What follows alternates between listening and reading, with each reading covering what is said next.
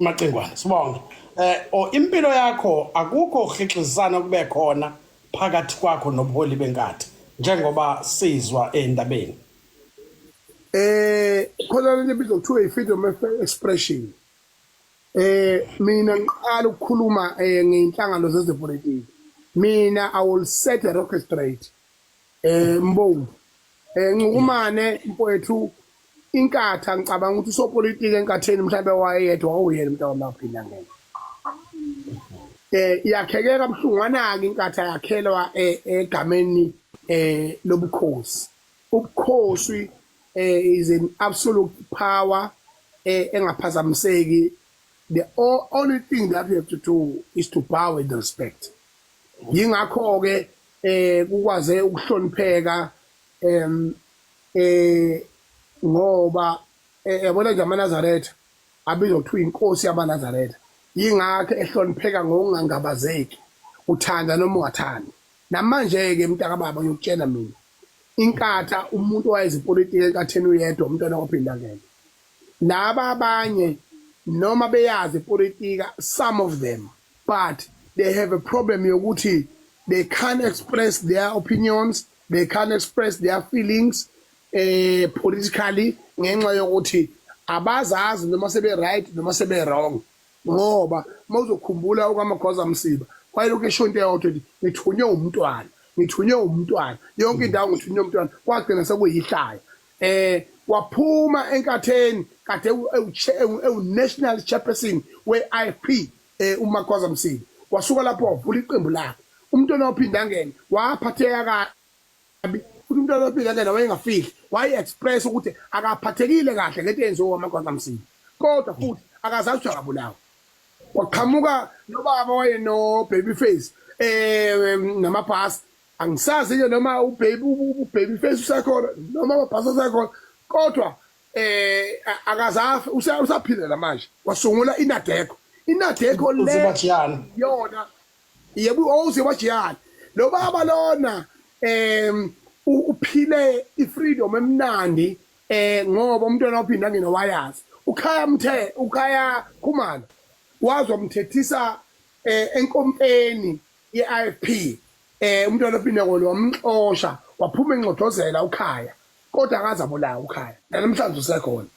So into ebaluleke kakhulu la is to understand and know politics. Njengamanje inkatha yagcina ukuba ne-conference yayo usekhona umntwana ophinda ngene ayiphindanga yaba nayo i-conference. Uyakhumbula ukuthi ngo-2011 inkatha yasala nomasipala ababili okwakuwuLundi mangaphosisi nenkandla la kuqhamuka khona uNtuli yabona. Yafa yaphela inkatha emveni kokuthi ngo-2004 kwakuphethe ubaba uSenzo Mchunu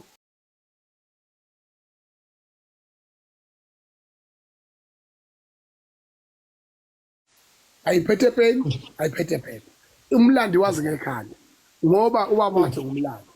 So into eyenzakalayo kwethu la noma bangakhanyisa futhi hayi ukade konakala uNkulunkulu amosha kudala nje. So and then kwalokho umntakababa mawuthi ebuka i-ANC iphatha from 1994 kuze kuzoba u-2000 manje njengoba beqala bebambisene manje njengoba u-2024 kuze kuzoba u-2024 yonke leyo nto leyo ikhombisa ngosobala ukuthi umntwana ophinda ngene kodwa he has been in the national parliament from 1994 waba uminister waka-Home Affairs iminyaka ngeminyaka waphinde wabreaka irecord lokuba is the most acting president of lifetime. Sasithi masifunda esikoleni sizokuthiwa umntwana ophinda ngene uthola ukuthi abahlaziye ukhosini bathi hey kunyuka ngisho amandla erandi kuphethe umntwana kusha abantu bakwaZulu ngoba phela ayikho into esasiyazi kwaZulu thina yayishunywa into eyodwa kushunyayelwa inkatha sihleke size silala thina ngalokho singazi ukuthi amandla erandi anyuka amakwenze njani ehla amakwenze njani kodwa wakwazi uku-acta as acting president more than 22 times. Akekho umuntu wakwabo acting president ikhathi eziningi kanjalo eactor ngoba shuthi wayethenjiwe umntwana. Manje ke mina ke ukuyi-expressa kwami enkatheni ngamaphutha ayenzayo akunankomfa bathola omasipala abaningi ngo-2021 bathola amasipala abaningi kakhulu baphatha ama-district amaningi kakhulu into abayenzile bavele bonke umuntu wayomba amafosholo wahamba waya endaweni la emanxiweni kwasala khona amafosholo bathatha lo mafosholo bazomba igolide at the expense of our society, at the expense of our life. And manje ke mina njengongizwe umlando wamchunu president of the Bantu Nation angisoze mina ngakuthulela lokho ubufakazi obuqanda ikhanda. Umasipala wasemajuba bankrupt, umasipala wasothukela bankrupt, umasipala wase emkhanya kude umasipala wasejozini ubankrupt, umasipala wase eshowe ubankrupt, umasipala wasemelmot lapha emthojaneni is bankrupt, umasipala wase emhlathuze is bankrupt. Uyabalisa ungwenzi lapha lo inyasa liyakhala lithi inyasa uma ngabe udayisa owakwenu nawe uyofakela inye langa liyaqala liyabalisa malibika usizi manje liyavalelisa imndenini ayisebenze leyo. This is politics. If you have feelings, get away. And then bese kuzoba umasipala wasenkandla awunanga ngisho isent abasebenza abaholi abanjani maqhulusini laphana is completely bankrupt. Yabona ngicela mina wazi ukuthi ngempela kubo bonke labo masipala uma lento engiyikhulumayo uyingamanga ngicela umphakathi wakhona nabantu abanomsebenzi uthinta umasipala kanye nabantu abamasebenzi bakamasipala lezi inkinga engiyishoyo ngabo bonke labo masipala nginamanga yini. And the majority of municipalities in KZN, they are governed by IFP, and the IFP iyona kanye uLundi is completely bankrupt. Yabona so manje into ibukayo lento yokuthi uma ngabe ngempela umntwana okaphinda angene ayinyanya kanje inkohlakalo engasekho shuthi ukuyinyanya kwakhe inkohlakalo sekuphindwe kashumi ingozi enkulu kakhulu abantu abangayinakile. And nalabo abantu abathi umuntu mayikhuluma futhi uthunyiwe. Yabona Mbuvu ngiyakutshela mina iqiniso neqiniso lonke neqiniso lodwa ngithi mina Nzombane noMafu ngokumane ngithi mina umuntu waqala wathi hawu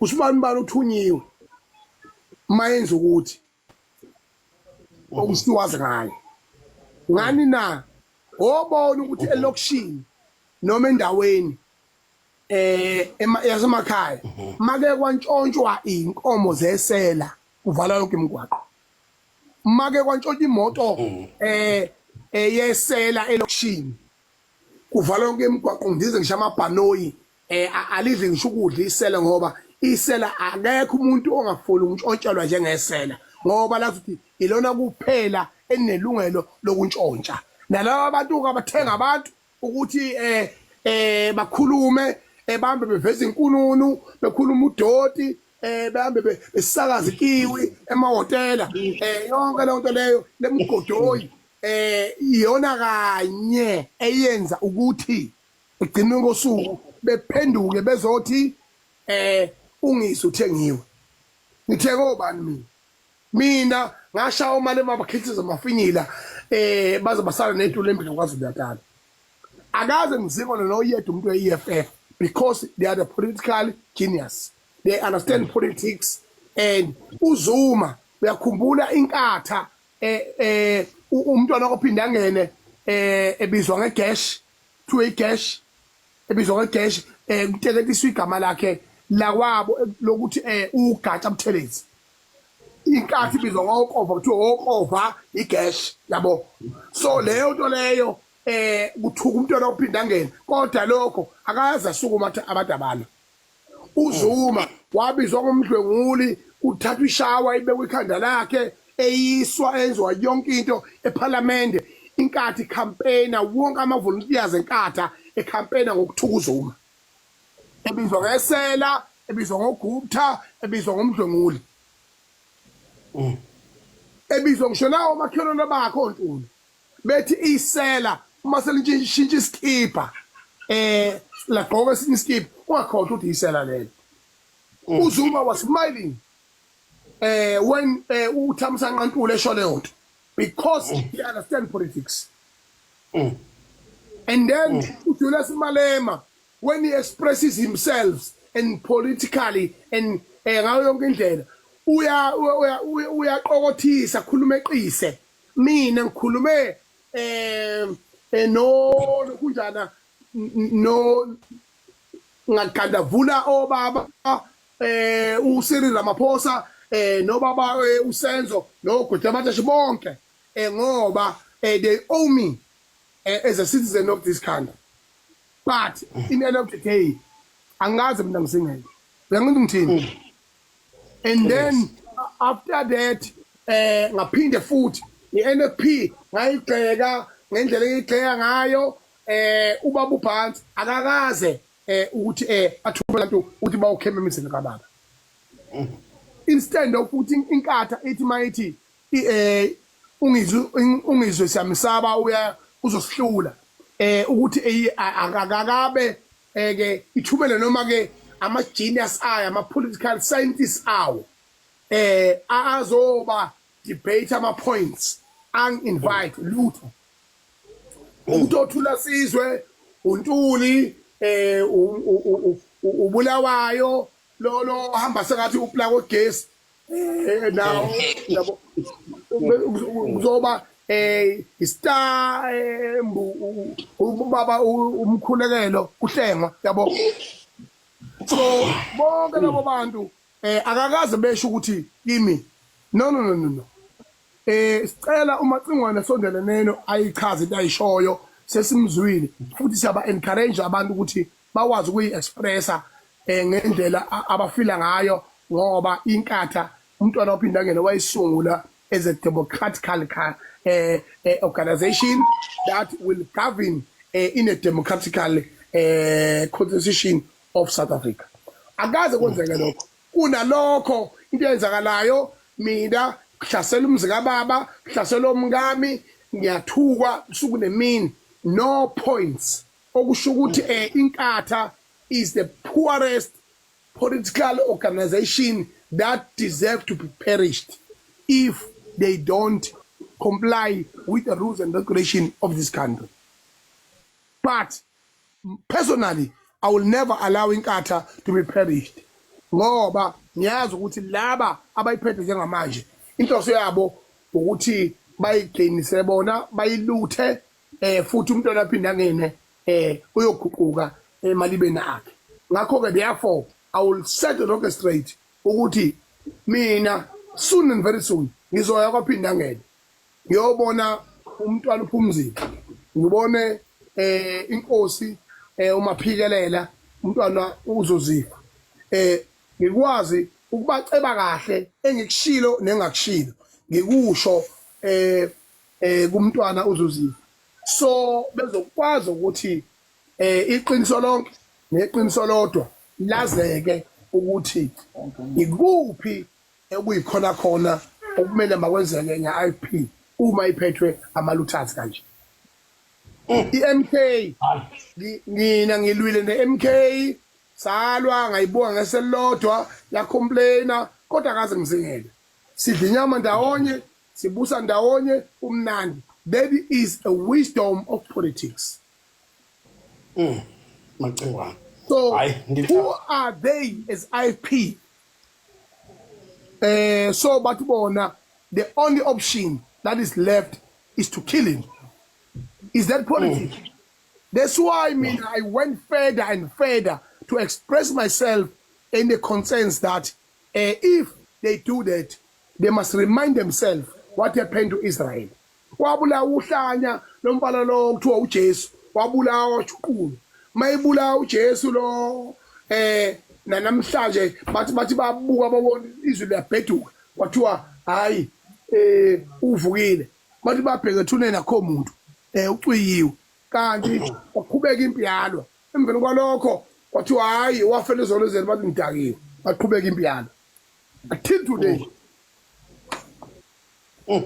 uhlanya libulawa uhlanya luyinhlanhla Macingwana sizwa kahle mfowethu futhi ngicabanga ukuthi siyisizwe sesicaciselekile ukuthi awunayo inkinga neIFP kepha inkinga inabaholi abathize beIFP mangathi mhlambe ngizwa kahle noma ungababizanga ngamagama ukhale ngezinkulumo zabo eyisusa uhlevana ezithi wena uyisitha ngokuthi wenze njani ubeke umbono wakho ukuthi iloko ikwashona umntwana wakaphinda ngene inkatha ayikazi iye enkomfeni yiloko nje kuphela okubangwayo yebo nanokuthi abaholi bayo after iGNU embovu banikezwe iNational Task kade ngangikhala ngenkathi ukuthi iyaze regionalizer nala iphethe khona kuno MMC abasegoli lapha amavoti abantu bakwaZulu labo abahlala la kodwa abama citizen asemahostel ibona benza ukuthi iqualify nokuthi ibe namakhansela egoli inkatha into eyenzakalayo ukuthi mfowethu awukwazi ukuthi umuholi under iGNU kunaba onominister abawu3 abalapha enkatheni kuzoba minister uDeputy Minister wanganoma wa public health noma wabani lo transport hayi unational ubaba inkosi yaseMbongo noButhelezi yabona yes bese kuzoba ubaba uHlabisa uBulawayo uminister wakhokha ophethe amakhosi kanye nokusiwa kwamapipi ezweni lonke jikelele nomasipala yabo bese kuzoba umkhuleko oDeputy Minister wakwa transport and the transport iportfolio enzima kufana ngabe Deputy Minister mhlawumbe abawu3 noma abawu4 ngoba we got a serious problem yokungabi khona kwemigwaqo right vandalized elungiswayo iyarojwa ngenxa yokuthi kongiwa imali uze bayize neyifebe into eyenzakalayo ukuthi mfowethu uminister uDeputy Minister mfowethu umkhuleko Hlengo akakanali ilungelo lokuthi under a constitutional government under constitution yase South Africa and under the code of conduct oyokusebenza aphinde under i-constitution yeqembu lakhe national spokesperson Deputy Minister of Transport member of parliament under oath azothi mina we want to officially declare Ngizwe Mchunu as the #1 enemy of the IFP. Therefore, all the members of the IFP should treat him so. Khuzeka Mpanda. KwaZulu leyo nto leyo is a declaration of war. So manje, if I was stupid, I was going to respond exactly as his words, because he uyista mbu. So manje and he don't know nothing, yabona. So he don't know politics. So into eyenzakalayo ukuthi because I'm the leader, I can't sell my soul for nothing. So all I'm saying, I've ngilandele imithetho sisekelo walelizwe ngalazo kwezwe. Ngayomvulela iqala. Kanye nalabo abantu ababechaluza emzini kaBaba. Njoba ngenza ukuthula sizwe. So manje bona if they are politically angry, it's not my business. So yena ke lokho akwenzile ku outside parliament, ku outside governance, ku outside politics, because is creating violence against me. Okushuthi umuntu nje imember iFP mayihlangana nami ngangikhande ngamatshe angibulane. Futhi yena mighty enemy, there's only one thing is what we enemy, when you see an enemy, you kill the enemy, you don't negotiate with an enemy. Cha, Mind sibonge. you, I'm just a normal citizen with no card of any political organization.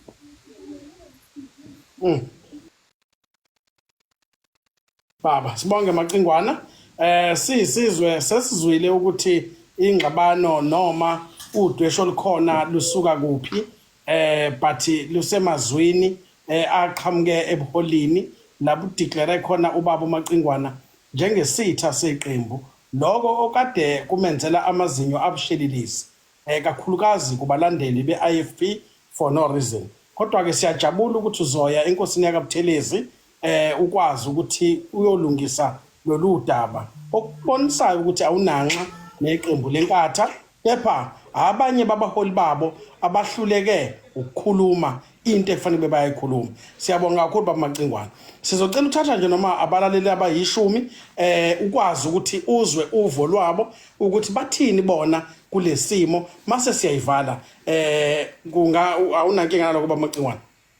Haya anginankinga nalokho mhlawumbe ebenganxusa ukuthi kubalaleli abakho